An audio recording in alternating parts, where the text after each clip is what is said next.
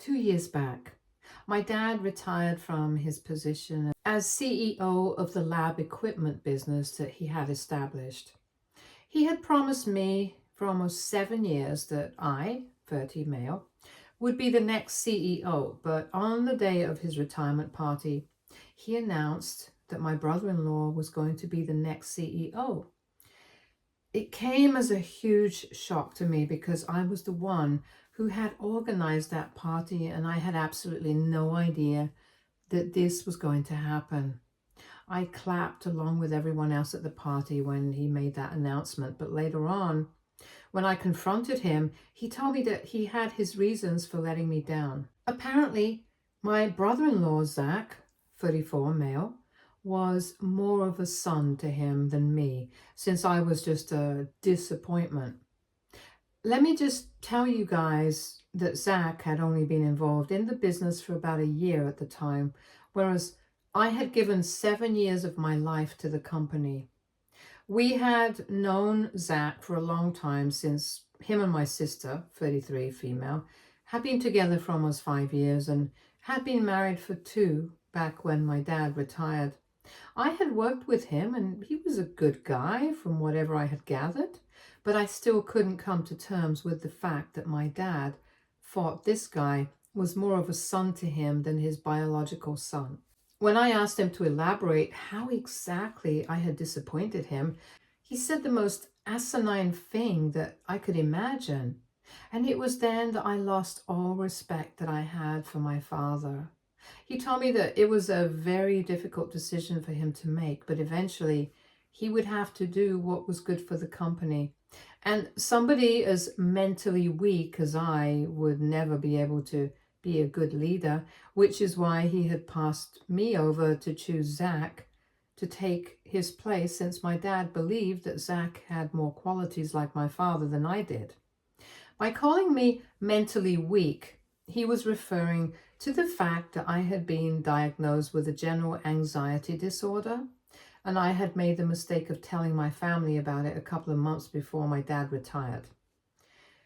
While I was having dinner with my parents one night, I accidentally dropped a small container of anti-anxiety pills that had been prescribed, and then I had to explain it all to my parents. My mother was quite fine with it, but my father is not exactly a huge believer of the importance of mental health. He thinks that being tough is the solution for everything, and after I told him that I had anxiety, he started having less faith in me. I feel like I should mention that my anxiety had never affected my quality of work, and I had never allowed it to get to a stage where it would make me less capable of being able to lead a company. And I'm pretty sure that a lot of people in upper management positions probably do deal with anxiety. It can't just be me, and I'm sure that they are able to deal with their anxiety without letting it get in the way of their work. But my dad told me that I had disappointed him by making excuses for my weakness and even resorting to pills for all of this nonsense. And so, after a lot of deliberation, he had decided that Zach would be the perfect candidate to take over the company instead of me. He told me that if I wanted to leave, I was free to do so. But because he couldn't trust me to lead the company like he had, since I had already shown him that I was not strong enough, he was not willing to hand over the reins to me. It was not only what he had said, it was also the fact that he had led me to believe that I would be the next CEO, even though he had made up his mind about it well before the retirement party. It was really hurtful, and that night I left the party early and never spoke to my dad again because he had really hurt me.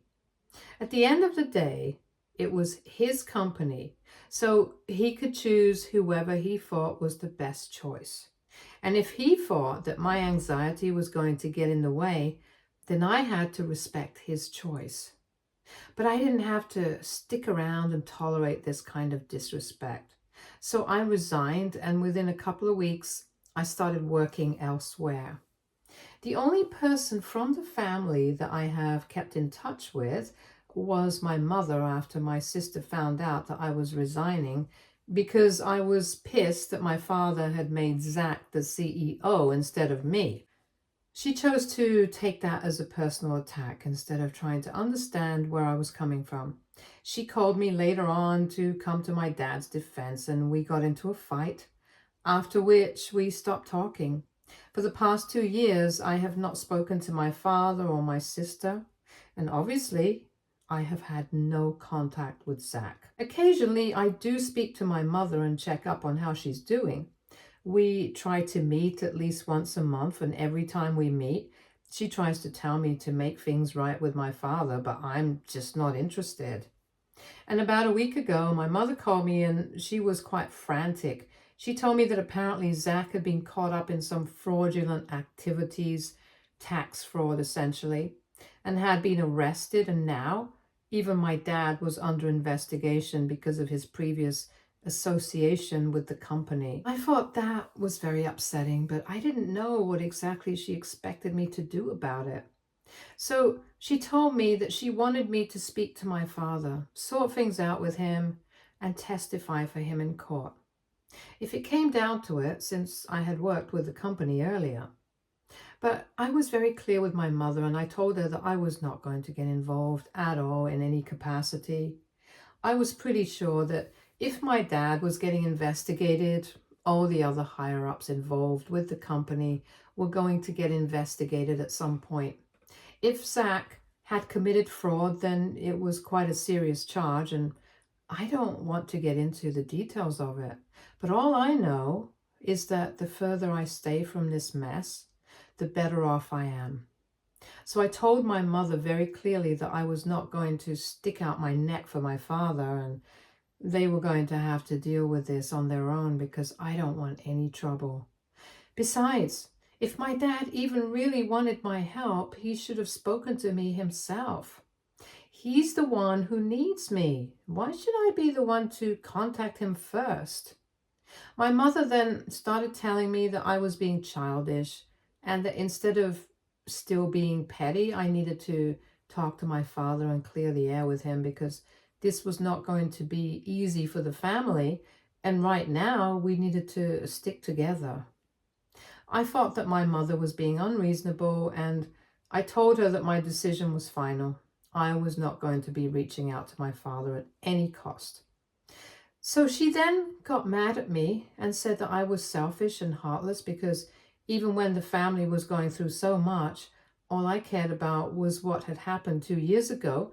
And I think that was a really insensitive thing to say to me because if she had been in my position, she would have felt exactly how betrayed I had. And she also wouldn't have been able to move on from that so quickly. She would not have been able to forgive my father if she had been in my position, getting passed over for a position that you had worked so hard for almost 7 years, for something that was completely out of your control. It's ridiculous to expect me to forgive him, especially when my father has never even pretended to be apologetic for what he had done to me. I don't think anybody can forgive a person who is not even sorry in the first place. So my mother and I just kept arguing for a while. Eventually, I just told her that this is probably karma for screwing me over, and whatever is happening with Zach and my father right now, they completely deserve it. Then my mother went silent, and after a while, she hung up.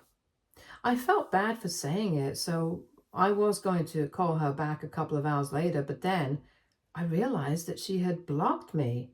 And now I feel super guilty about what I said. So AITA for saying that my dad was probably facing his karma because he had passed me over to be the CEO. Update 1. Hey everybody. It has been 1 week since my mother blocked me and I haven't been able to get to her so far. I'm trying not to feel bad about it, but honestly, there's not much that I can do. She was the only person who was still in touch with me for the past 2 years, and without her, I feel really lost and alone. Obviously, I do have my friends to fall back on, and they are all here for me. But she was the only person from my family who was looking out for me, and now I don't even have her. It's quite difficult coming to terms with this, and I really want to reach out to her, but I'm still going to maintain that I have not done anything wrong. I don't think that I said anything out of line because I really do think that this might be karma for kicking me out of the company over something that I had absolutely no control over. Yes, I do have an anxiety disorder, but like I said, it's not crippling. It does not affect my leadership qualities. It does not affect my ability to work as well as everyone else. And it certainly did not make me a disappointment like my father said. Whether people like it or not, words carry meaning. And what he had said to me on the night of his retirement party has stuck with me for the past 2 years. His primitive attitude towards mental health and its importance seriously messed up my self-esteem for a good couple of months, and I kept doubting myself, rethinking every decision that I had made so far, and I felt like an imposter even in my new workplace. It took me a lot of time to get over that, and even now I'm currently in therapy because there are a lot of unresolved issues that I'm dealing with. However, it has never once affected my ability to work, and I'm one of the best employees at my workplace. Something my bosses keep reminding me of since they plan on promoting me pretty soon. So I really do think that my dad messed up big time. And if my mother can't see that, it's not my fault. It just sucks that she's choosing to take my dad's side on this instead of telling him to suck it up and apologize to me. I can't understand why she thinks that I should be the one to make amends first. But one thing is for sure, I'm not doing jack for the family until they tell me that they are sorry for everything. And they have to say it like they mean it. I'm not going to be used again for their personal gain. Update 2. My sister came by to visit me today, and it was very tense because she was hysterical. She just wanted me to help her out since her husband was in huge trouble. But honestly, I don't even know what they expect me to help them out with. My hands are tied here. This is a federal crime, and I don't think I can do anything to help them out. She looked like she was in a terrible state, which is why I had invited her in. And I tried to be kind to her to the best of my abilities because I'm not heartless. I can't just slam the door when somebody is suffering so much. Anyway, she just kept crying on my shoulder and kept telling me that she had no idea that any of this was happening. And if she had, she would have put an end to it immediately. She told me that she's really worried about what's going to happen with him and she wants me to use my connections to bail him out. But I told her that unfortunately, I don't have any such connections that would prove to be useful here. But she then told me that our father had said that in the company I'm working in currently, one of my bosses is married to a federal judge, and he was hoping that maybe I could speak to my boss and do something for them. She even suggested that they would be ready to pass whatever amount it took. But they just wanted me to put them in touch with my boss and by extension, his wife. I thought that was pretty out of order even for her to ask, let alone expect me to do that. I instantly said no, and I told her that I would appreciate it if she left me alone because I thought she had come by because she wanted my emotional support. But this was something that I was not going to encourage or even entertain. And I was saying no for multiple reasons. The main one being I did not want to bring this up with my bosses and have them associate me with a family of frauds. More importantly, I had my personal code of morals and ethics as well. And I did not wish anything bad for my sister, but if Zach had actually committed tax fraud, then I didn't want to be caught up in a scenario where I was trying to help him out and influence the situation in his favor.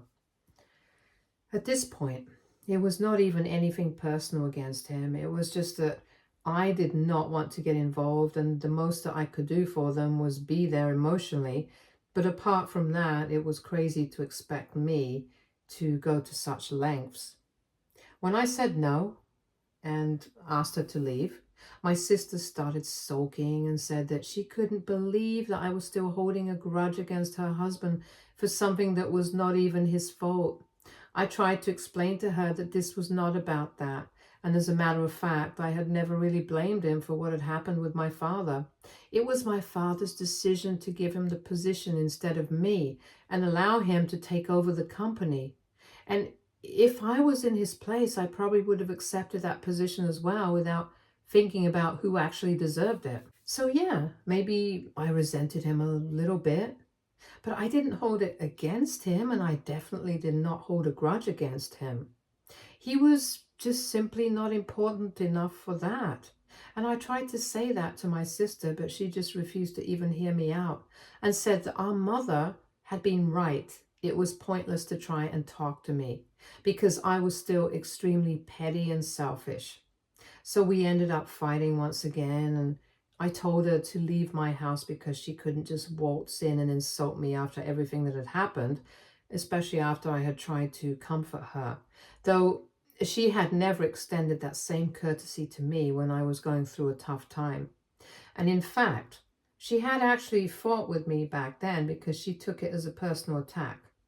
2 years later, she was still doing the same thing, so if anybody was being petty and selfish, it was my family. And that comment that she had made about our mother being right about me made me feel really bad because throughout the past 2 years, she had been the only one who was there for me, and now it felt like she had never actually been there for me at all. And it was all for show. I was already very hurt, and my sister refused to leave. She just kept standing there and said one hurtful thing after another.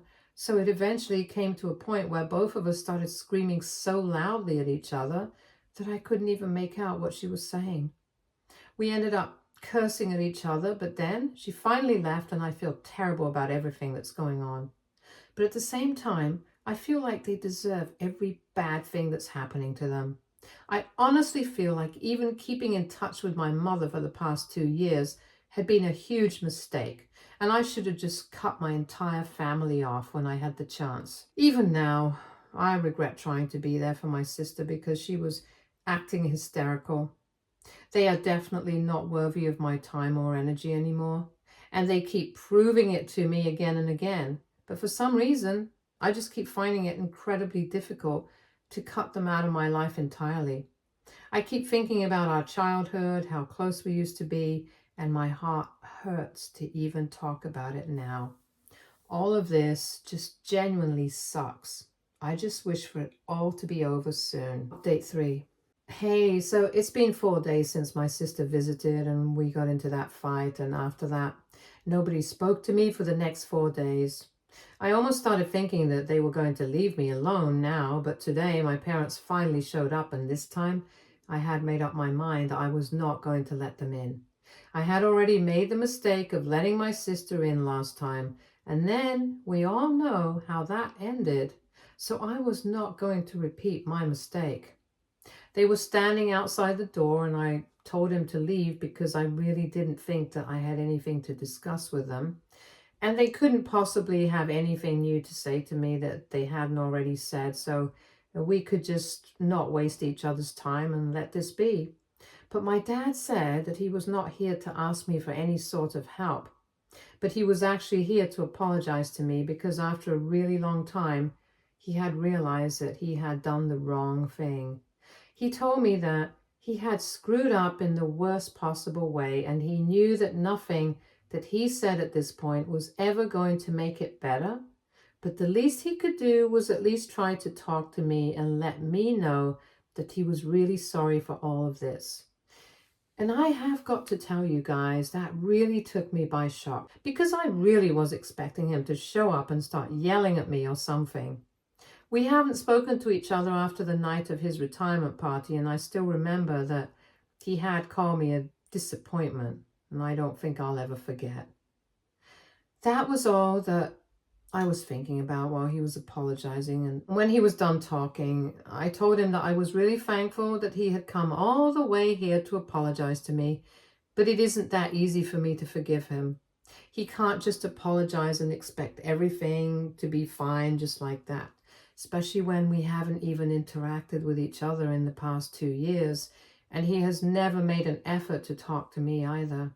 So I told him that I needed my time, and even then, I wasn't sure if I would ever be able to bring myself to forgive him. It wasn't even the fact that he had screwed me over 2 years back that was bothering me even now, but the fact that it took him 2 years and so much trouble to realize that he had not done the right thing and to finally come and talk to me. And that's what made me feel really sad. Even after that, I was just waiting for him to get mad at me and start yelling. But he just said that he was ready to wait for me to come around, and even if I decided never to speak to him again and did not forgive him, he would be fine with that as well.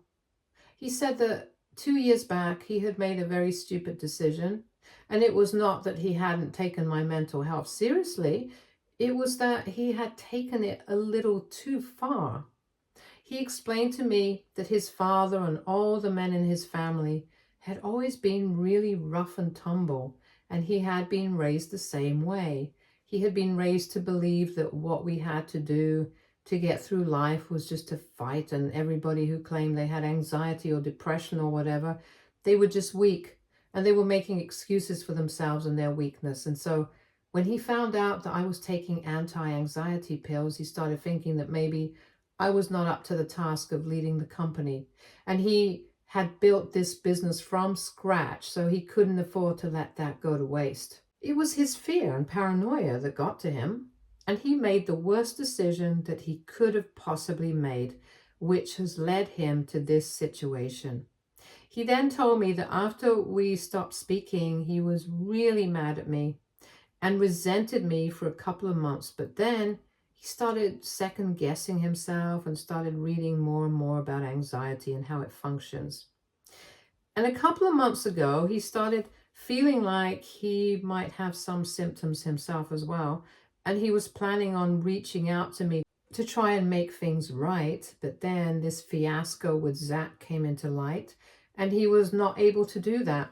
After he told me all of this, I felt really weird about the situation.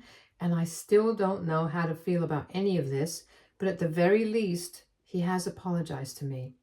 I know that after 2 years, it's not much, but to me, it means a lot.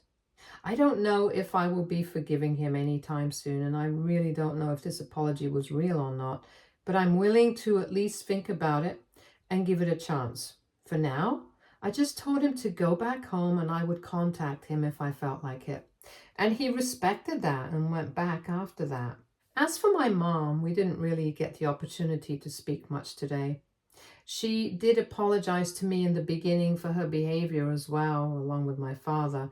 And towards the end of my conversation with my father, she told me that she was ready to wait for me to forgive her.